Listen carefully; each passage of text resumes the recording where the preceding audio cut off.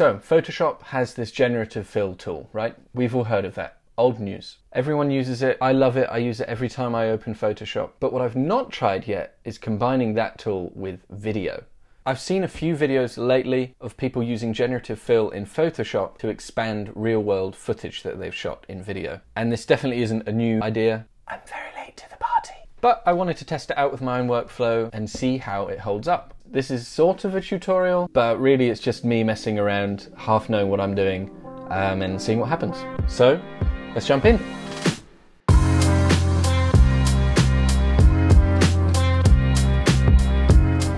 Okay, it is now the evening, my preferred time to work. Let's zone in.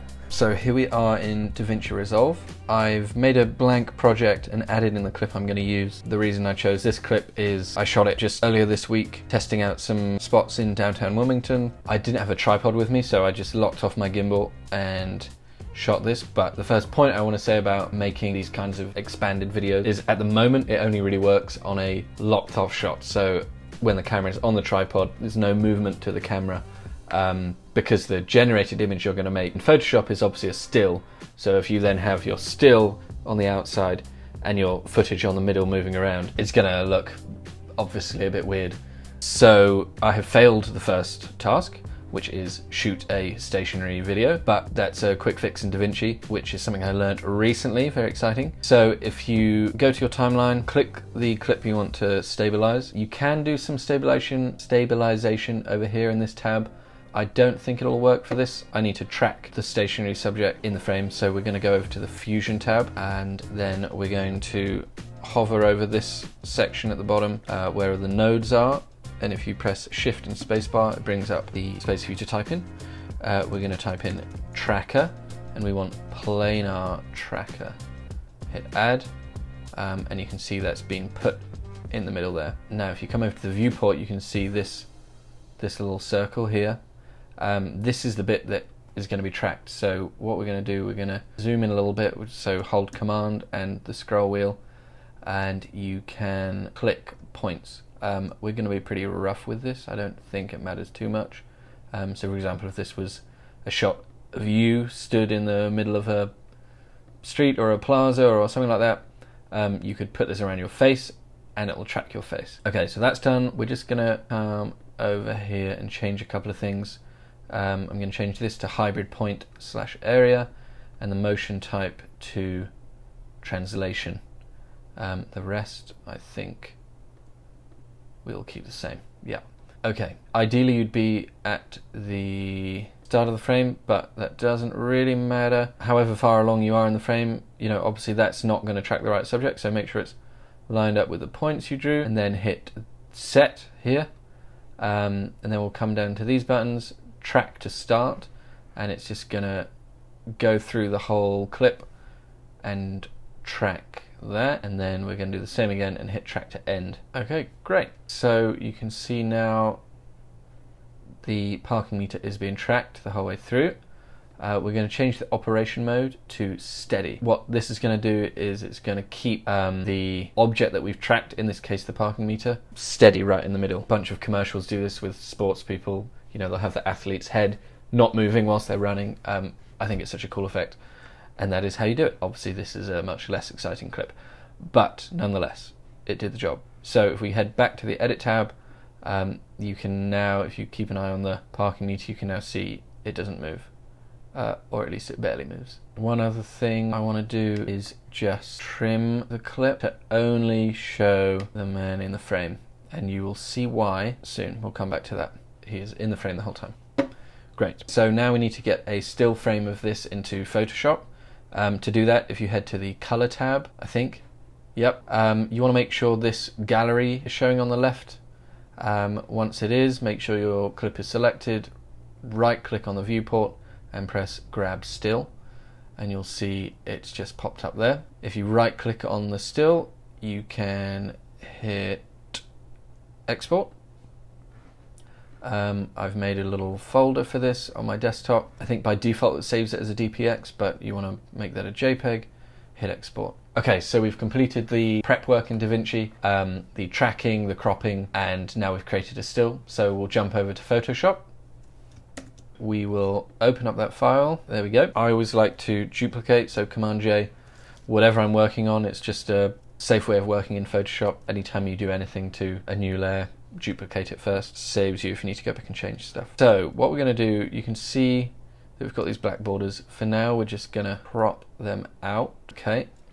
And next step is we need to change the canvas size. So at the moment, this fills the screen in our video project. What we want to do is expand that. So I'm going to go to canvas size, and this is the current dimensions. I am just going to double those. I apologize for my bad maths. There's a reason I am a photographer and renderer and not a mathematician. Great, so we've got our expanded canvas. I don't really want to expand anything below the sidewalk here, so I'm going to move that to the bottom, and then we've got this empty space surrounding our image to use generative fill and yeah, make kind of a new world. If you hit the W key, or that's the quick selection tool, we're going to select everything in our original image. We're going to right click, select inverse. Then if we go down here to generative fill, you can type in your prompt to expand the scene. So I basically want to expand the minimal scene that I've already shot, but just make it bigger and maybe make it a little more futuristic, but keeping that kind of monotone, monolithic kind of vibe to it. So we're just going to hit generate without any prompt and do that a few times and see what happens. And whilst that loads, I will let you know that I find the generative expand so addictive. So I'll probably cut through this and speed it up for your sake, because I want to just do 5,000 versions and see what it comes up with. It's just doing the same thing over and over again. So let's add a prompt. I want it to be a little bit more futuristic. Minimal, monolithic, cinematic. Okay, let's see what it comes up with. More of the same. Cinematic. Okay, this is definitely along the right line. So I'm going to generate a bunch of these, jump forward and see what we end up with. Okay, I just spent way longer than I thought I would doing those. I did a couple of little touch-ups. That's the image that Generative Fill gave me, so I just cleaned that up with more Generative Fill layers, just a couple of them there. So yeah, here's our final image. So we're going to go to File, Save a Copy, Save, sure. Okay, jump back into DaVinci. We're going to drag our final image in. Because we made the image wider and taller, the layers aren't automatically going to line up. So we're going to click on our top layer, reduce the opacity ever so slightly. We're going to zoom in, then go back to your original image, and we're going to zoom it out to try and match. So start off with, we'll just do 0.5. I think that should more or less match up because we... Oh, it doesn't. Okay, ignore what I'm saying. Well, hard to tell. Let's get him out of the way. Okay, that's pretty as perfect as it needs to be for this video. So zoom back out. There we go. Okay, so we'll change the opacity of this top layer back to 100. And honestly, crucial step is we need to mask the image you've brought in, because as you can see, if it's sat over the top, you're not going to be able to see the moving subject in your frame, which defeats the whole point of doing this. Where will we head to? So to create your mask, head over to the color tab, and you want to click on the generated image that's sat on the top. If you head over to this window tab here, click here, and it'll make a little window for us. So this just roughly needs to cover the size of the original frame.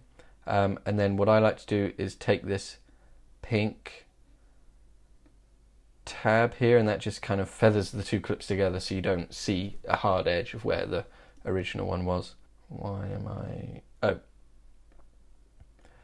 so you can see up here in this little node, at the moment it's showing just the bit in the box, but what I want to do is kind of invert that. So if you head over here and click this little square circle button, you'll see it's flipped it around, so the grey part here is what's cut out of this shot, which will then reveal this shot below.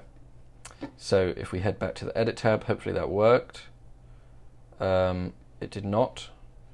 What did I forget to do? Oh, so still in the color tab, to make the mask actually work, we need to add what's called a alpha outlet, and this is just going to make sure that anything we've cut out with our mask is going to be invisible in our viewport. We will just connect these. There we go. So if we head back to our edit tab, there we go. You can see our generated video. One thing to note, you can see here, this is what I was trying to avoid at the start of the video by keeping our moving subject in the frame. So we are just going to crop this whole thing a little bit more, starting it there, so that our subject never crosses over the generated part. So this is something to keep in mind if you're filming yourself moving within a scene and you want to double it widthways and have this crazy world that you're stood in. You just want to make sure that your moving subject, whether that's you or someone else, doesn't cross over the part that you're generating. Or I guess another way to think of it is when you're generating your image, don't put anything in the background, on a wall or anything like that, that your moving subject is going to pass over. I'm sure there are ways to kind of add two masks and figure this out, but it just makes the whole thing a bit more complex. Okay, so there we have it. Thank you for watching.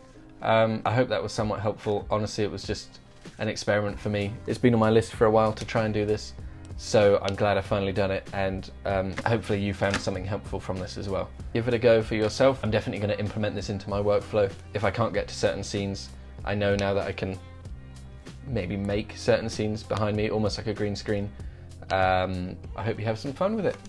Thanks for watching. See ya!